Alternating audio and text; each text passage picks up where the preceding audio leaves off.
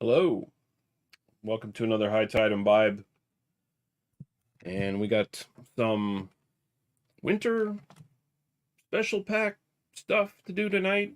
They're all big beers, so I'm probably in for a interesting night, but we'll get into that here in a moment.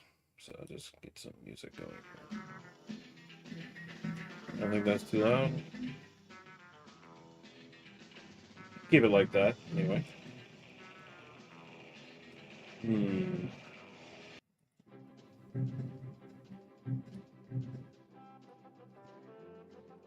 There we go. Um, so our friends at Propeller, they make a million fucking seasonals. And the one we're doing tonight is Nanaimo Imperial Dessert Stout. 10% alcohol by volume. And first off, if you don't believe me that we we don't have like 10 million seasonals here with Propeller, let me just share something with you real quick. So, share screen. Just see what Propeller has now. Like crazy pants. So their London style porter, which used to be in their regular lineup, is a seasonal. Here we have the Nanaimo, classic Canadian dessert. We'll get more into that in a moment. They got the flat white stout, the spark smoked wheat ale, which is something I kind of want to try. The Leviathan triple IPA, Belgian style wit beer, barrel aged wild ale, because that's sold out. Pumpkin spiced ale sold out. Although I did see it on the shelf tonight at the NSLC. Tropic Haze Summer Ale sold out. Southbound New England IPA sold out. So I assume they're being sold out at their actual retail locations that they have. Uh, Utopia Summer Ale. Never heard of that one. Tango Lagered Ale. Arcane X Dry Hop Sour. Limelight Lager. Twin Shores Collaboration Ale. What is this? Nicotron and Vic Secret Hops. Okay. I don't know who. What, is it just two different breweries?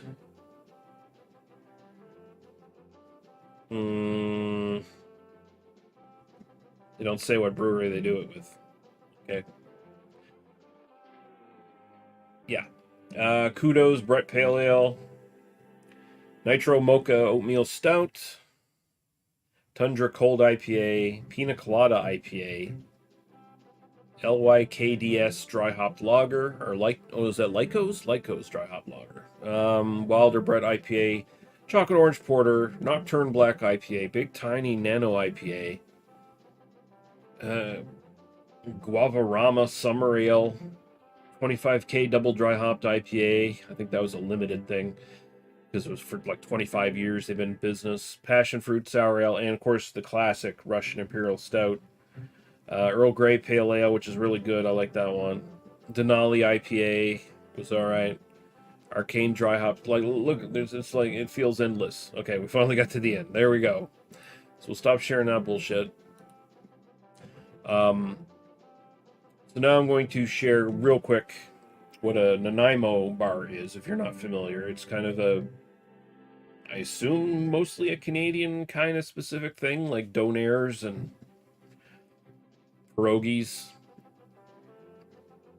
Nah, are pierogies considered Canadian cuisine? I don't know. There's something a lot of people eat here, but let's present again. Share screen. Nanaimo.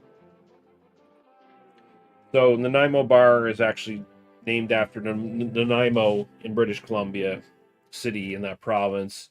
And so here's basically what it is. It's a bar that you dessert bar that you cook in the oven, but it consists of three layers: a wafer, um, nuts and coconut crumb base, and then like custard icing in the middle and chocolate on it. Um, It's, diabetes in bar form. I've never had one, as far as I can recall. I might have had one at some point. I probably didn't like it because it has coconut in it, and coconut's just something consistency wise, mouthfeel wise, I've never been a fan of, no matter how they kind of do it. Um, but yeah, so there's this whole history of the goddamn thing. It's a bar. It's named after a city here in Canada. That's all you need to know, really. All right, we're gonna change that music up. That's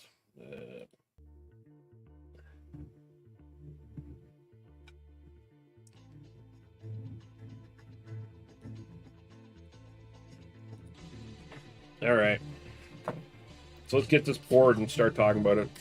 I don't want this to go 20 minutes. So it says, reminiscent of the classic Canadian dessert, Nanaimo treats you to flavors of melted milk, chocolate, vanilla custard, and toasted coconut. Rich and creamy, this decadent Imperial Stout finishes with a warming sweetness. Like I said, 10% alcohol by volume, so it's a big daddy. So, this is the biggest beer I'm going to have tonight. But I've got 3 others that are fairly big on their own as well.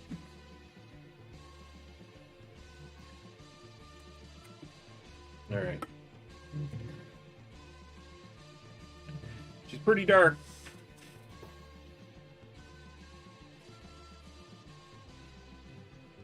I see some like brown hues coming through. I'll put a light up to it. It'll probably be ruby red or something like that. But she's pretty solid dark. Looks like a stout. Tan head. Go the aroma.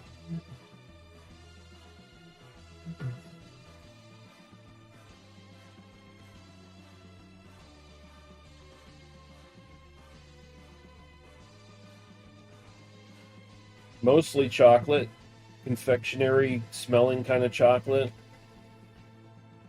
Confectionery milk chocolate kind of mix. Because it's got a bit of that powdery, kind of dry baker's chocolate kind of in there. But still, it's got like the milk chocolate, a little bit of that sweetness coming through, a little bit of vanilla. Coconut, I'm not really getting.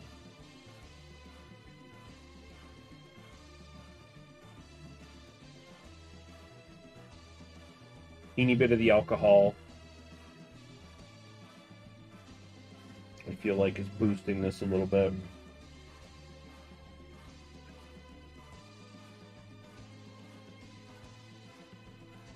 Yeah, not really getting the coconut necessarily. Smells good though. Smells like a stout. Doesn't smell like some sort of exceptional sweet dessert stout, which is what it's supposed to be. Does it smell like a Nanaimo bar? Again, like I said, never really had one as far as I know, so I can't really attest to that at all. But cheers. We'll go to the taste.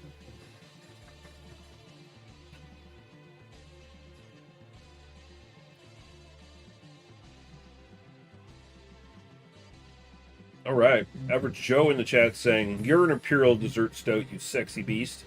Oh, well, thank you, sir. You ain't bad yourself.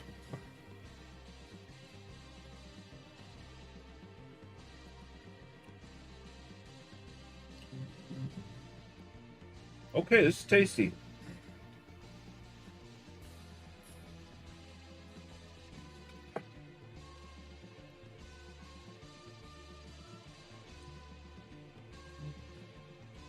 First off, you can tell it's big. The 10% does come out a little bit in this, right up front. Get a little bit of alcohol astringency. That's followed up by basically the Nanaimo bar, right? So, big chocolate note. The vanilla custard, or wherever the fuck they say it is. What is it? Vanilla custard. Yeah. It's vanilla. It's custardy. That is also there. Coconut, pretty minimal. I'd say some kind of standard dried out kind of coconut flavor. Doesn't really have the sort of sweetness that you kind of usually have with coconut. It's more on the dry side. It's not like toasted coconut or anything like that. But you definitely do get the coconut in the flavor, especially comes out in the finish a lot. The finish is pretty dry, so I'm assuming a little bit of the alcohol is doing that. Just the roastiness to begin with is kind of doing that. And I'm getting a little bit... Okay, now I'm starting to get, as it's kind of warming up in my palate and sort of drying out on the sides of my tongue. A little bit of coconut.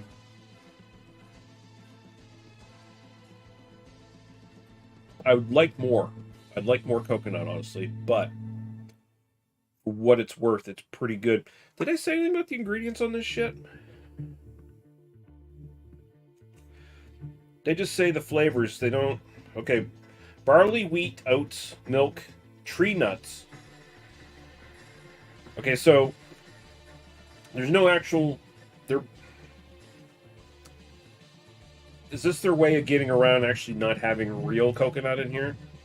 Is that what they're doing? Because that coconut flavor is more like, you know, shell rather than coconut flesh or anything like that.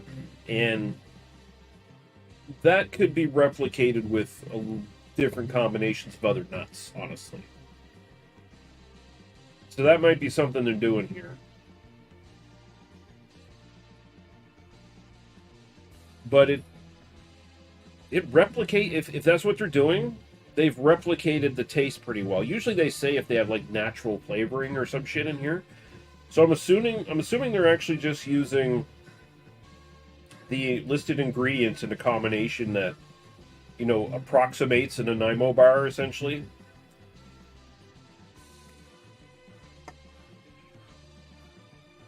And I knew this was going to happen. I knew Joe was going to make a comment about the coconut. It says the only real coconut flavor I want is from the barrels Firestone Walker used. Yeah, I'm in agreement with you there. I mean, it's been a long fucking time since I've had Firestone Walker, but I still vividly remember those beers.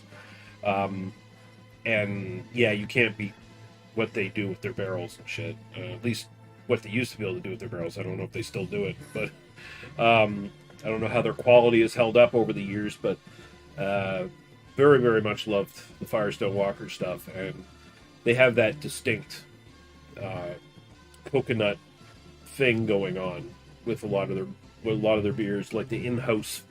There's a note of coconut. But this ain't bad as far as approximating the flavors. Tastes like a dessert treat. This is a beer that my friend Dan, Western Canadian reviewer, would really like. I know he's into like some sort of Nanaimo beer anyway that's made by someone else, as far as I recall. And he was trying to source it. Here he is. Speak of the fucking devil. Wait, what? Propeller does a Nanaimo bar stout? Yes, they do. Don't know how much it would cost, Dan. But I might be able to send you one. If you want me to, I could grab a hold of one. Maybe work something out. But this tastes pretty damn good. Maybe a little bit of a balance issue. Like I said, with the dryness and the astringency at the end, it's a little bracing at first. But it's starting to grow on me.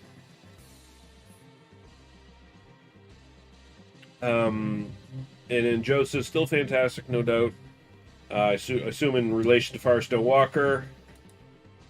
I said, just heard some news today that they're pulling out of NY State because of a state tax issue, and that bums me out. Yeah, no, fuck, man. Some big changes happening for with some classic breweries too, right? Like ones that we've kind of grew up loving in our sort of craft beer drinking span of our lives, I guess. Like the thing with Oscar Blues. It just, you know, Anchor closed down, Oscar Blues, closing down some locations outside of their state that they're in. What they're in, where are they in? I can't remember, but I know they closed. I know they expanded kind of like in different places over the U.S. and they've been like closing shit down. Some of those breweries just get a little too big for their britches, I guess. I think. Then we got Beer Patrol Joe saying Dan and sweet beers. That doesn't seem to be a thing. I'm pretty sure he hates lactose. Yeah. No, yeah, Dan. This got they don't say lactose in this, but it does have milk in it, oats, barley, wheat, tree nuts. Oh, and here we go, Joe, with the knowledge being dropped here. Oscar Blues is out of Colorado, but they closed another location. Definitely sucks. Yeah, yeah. All right.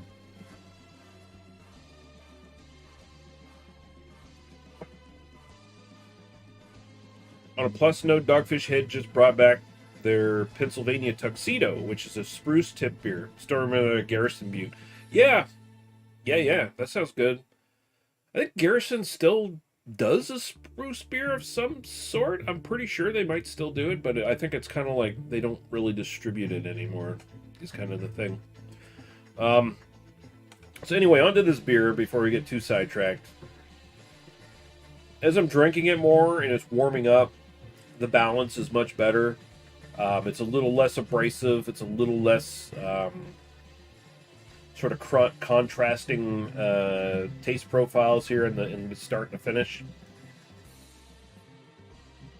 You definitely get the Imperial Stout underneath the dessert elements to it as well, which I really appreciate.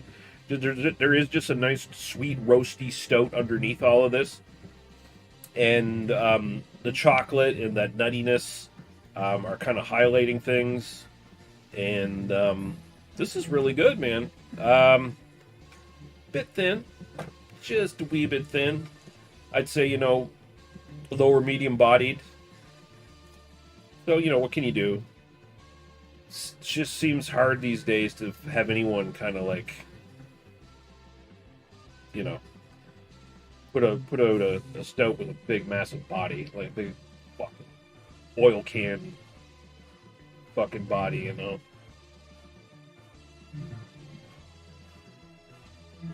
Like Oscar Blues 1050.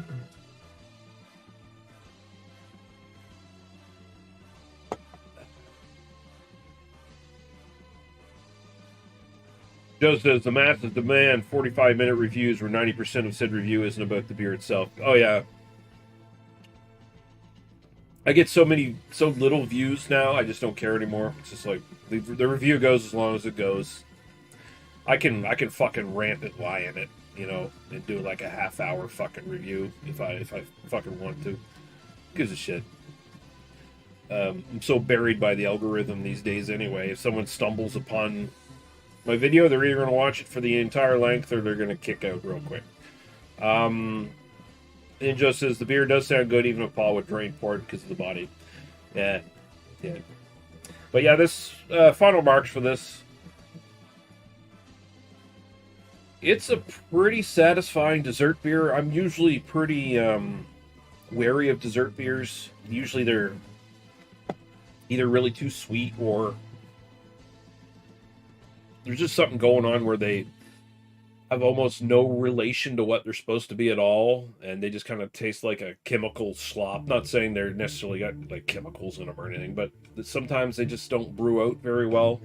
But somehow Propeller has managed to sort of crack the code on this one, I guess, because some of their stuff has been a little subpar when it comes to these like sort of themed seasonals and stuff. Some of them have been ugh.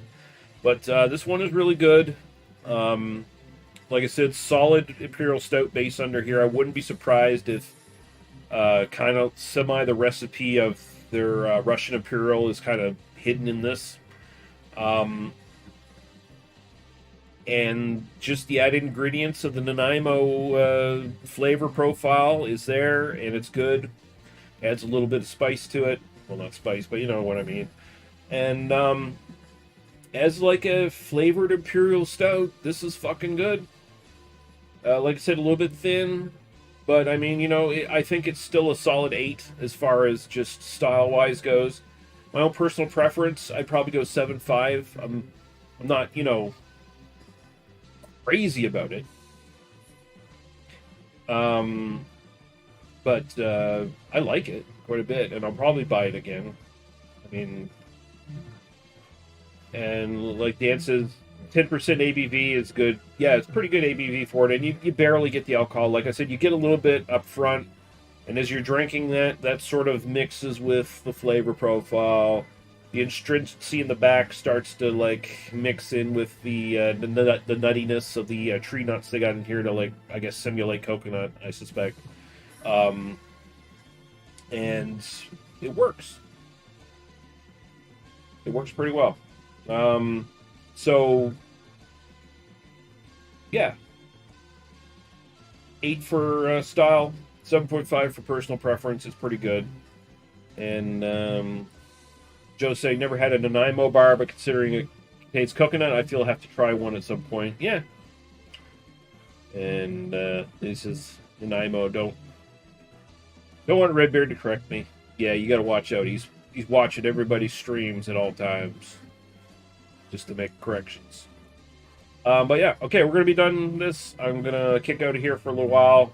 I've still got 3 other beers to do tonight. They're all high alcohol beers. I'm probably gonna be fucked by the time I'm done reviewing all these beers, but it's what I do. It's what I do for the people. The people out there watching. The good people, like Dan and Joe. And whoever else watches this. Alright, cheers. We'll be back in a little bit, like half hour, maybe a little less. Alright.